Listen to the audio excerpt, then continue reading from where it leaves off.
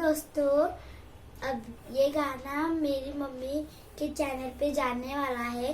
मेरी मम्मी के चैनल का नाम है संगीत बाई किरण।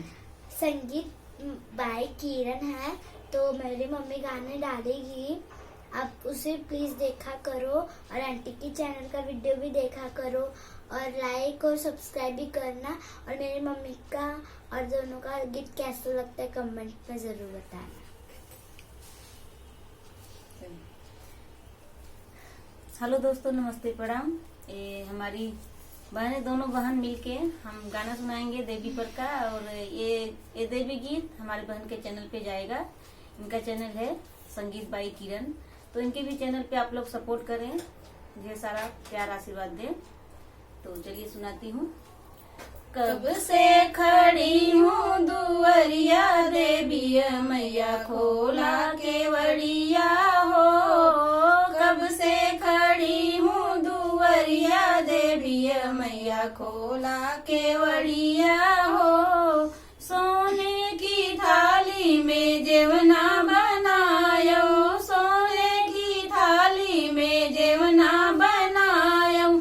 रसे रसे तो के जेवई बई देवी मैया खोला केवड़िया हो।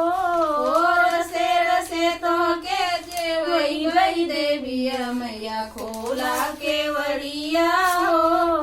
कब से खड़ी हूँ दुवरिया देवी मैया खोला केवड़िया हो। कब से खड़ी हूँ दुवरिया देवी मैया खोला केवड़िया हो।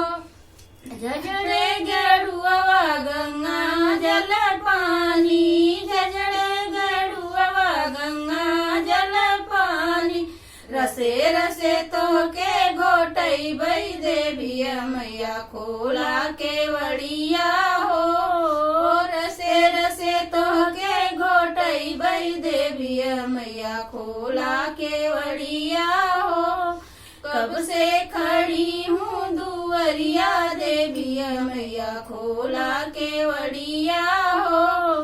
कब से खड़ी हूँ दुवरिया देवी मैया खोला केवड़िया हो। लौंगा इलाची का बीड़ा लगायो, लौंगा इलाची का बीड़ा लगायो। रसे रसे तो के कुछ बई देवी मैया खोला केवड़िया हो। रसे रसे तो के कुछ बई देवी मैया खोला केवड़िया हो। कब से खड़ी हूँ दुवरिया देवी मैया खोला केवड़िया हो। कब से खड़ी हूँ दुवरिया देवी मैया खोला केवड़िया हो। फूला जारी कसे जा लगायो, फूला जारी कसे जा लगायो।